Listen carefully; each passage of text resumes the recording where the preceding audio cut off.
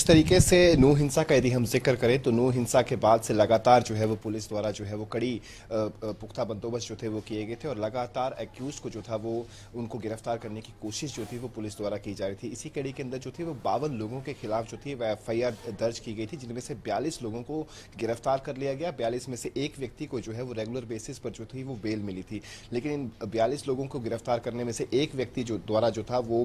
विधायक मामन खान का जिक्र किया गया था, जिसके बाद उनकी कॉल डिटेल्स निकाली गई और तमाम पूछताछ और गहनता से जांच के बाद जो था वो मामन खान को जो है वो 2 बार पुलिस द्वारा जो थे वो नोटिस भेजे गए, लेकिन दोनों बार जो है वो पूछताछ के लिए जो है वो पूछताछ में शामिल नहीं हुए और उसके बाद पुलिस द्वारा जो है वो देर रात जयपुर के अजमेर से जो है वो फिरोजपुर झिरका से कांग्रेस विधायक मामन खान को जो है वो गिरफ्तार कर लिया गया। इसी पर बातचीत करने के लिए हमारे साथ मौजूद हैं सहकारिता मंत्री डॉक्टर बनवारी लाल। सर, किस तरीके से देखते हैं एक के बाद एक गिरफ्तारियां जो है वो की जा रही है नू हिंसा को लेकर? देखो, जिस तरह से नू हिंसा में मामन खान जी जो विधायक फिरोजपुर झिरका हैं, उनकी जो भूमिका थी वो आ रही थी, क्योंकि उन्होंने विधानसभा के अंदर भी एक विवादित बयान दिया था और उसके बाद जब नू हिंसा हुई, उस हिंसा में इनके जो टेलीफोन वगैरह या इनके चैट वगैरह और जो पुलिस को कुछ क्ल्यूज़ मिले, उन क्ल्यूज़ के तहत पुलिस ने जांच की और उनकी पुख्ता जांच हुई और उन पे उनकी संलिप्तता पाई गई तो मामन खान को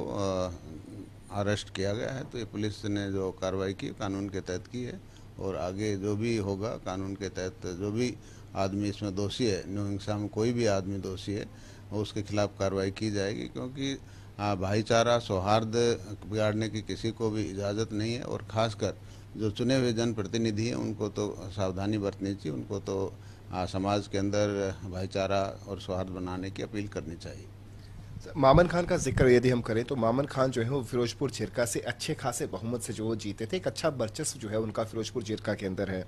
अब जो है जब उनको गिरफ्तार कर लिया गया है, सेशन कोर्ट में जो है वो उन्हें फिजिकली या फिर वर्चुअली जो है वो पेश किया जाएगा, लेकिन उससे पहले जो है वो धारा 144 वहाँ पर इम्प्लीमेंट की जा चुकी है और तमाम लोगों को हिदायतें दी गई हैं कि जुम्मे की नमाज जो है वो घरों में ही अदा की जाए। किस तरीके से देखते हैं, अब लोगों से क्या अपील करना चाहेंगे ऐसी स्थिति के अंदर जब एक तनावपूर्ण स्थिति जो है वो नू के अंदर जो है वो मौजूदा समय में बनी हुई है? देखो, सरकार का काम है कि लॉ एंड ऑर्डर बना के रखे और सौहार्द बना रहे, समाज के अंदर भाईचारा बना रहे। इसी चीज़ों को ध्यान में रखते हुए सरकार ने धारा 144 लगाई है और मैं सभी मेवात के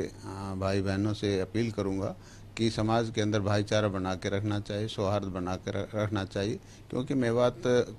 शांतिपूर्ण पूर्वक इलाका है और कभी भी इस तरह की वारदात हमें देखने को नहीं मिली। ये कुछ जो शरारती तत्व लगा सकते हो, कुछ भड़काऊ भाषण वगैरह, भड़काऊ स्पीच वगैरह दे करके लोगों को जो उत्साहित किया है, लोगों को जो प्रोवोक किया है, और उसी का नतीजा। अदरवाइज मेवात के अंदर हिंदू और मुसलमान में कोई इस तरह की बात नहीं है। अगर सर मामन खान का जिक्र करें तो एक जनप्रतिनिधि की इस हिंसा के अंदर जो है वो इन्वॉल्वमेंट होना, बाकायदा गृह मंत्री अनिल विज का जो है वो बयान आता है कि उनकी इन्वॉल्वमेंट पाई गई, उनके टावर कनेक्शंस जो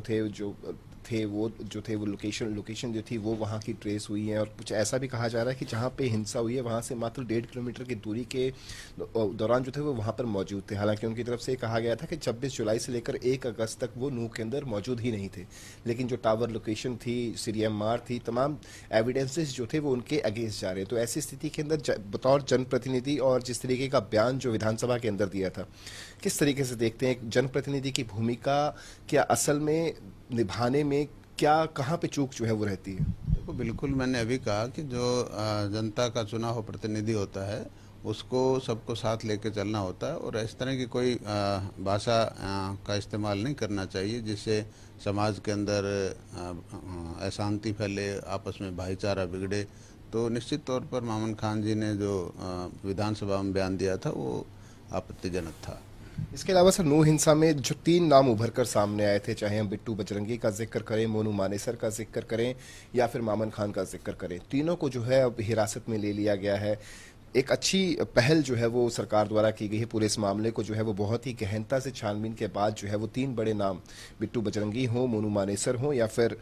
मामन खान हो, इनको अरेस्ट कर लिया गया है। किस तरीके से देखते हैं? देखो, मैंने यही कहा कि सरकार का जो काम है वो लॉ एंड ऑर्डर मेंटेन करने का है और चाहे वो इसके अंदर कोई भी किसी भी जाति से किसी भी समुदाय से अगर वो हो तो इससे कोई फर्क नहीं पड़ता, क्योंकि समाज में हर आदमी को रहने का अधिकार है। और चाहे शरारती तत्व तो किसी भी समुदाय से या किसी भी जाति से संबंधित रखता हो, सरकार उस पर कार्रवाई करेगी और लॉ एंड ऑर्डर मेंटेन करने की पूरी कोशिश करेगी। अगर बीजेपी का जिक्र करें तो बीजेपी के बहुत से नेता और खुद बीजेपी के प्रदेश अध्यक्ष ओम प्रकाश धनखड़ जो है वो लगातार ये कहते हुए हैं कि नू हिंसा के पीछे जो है वो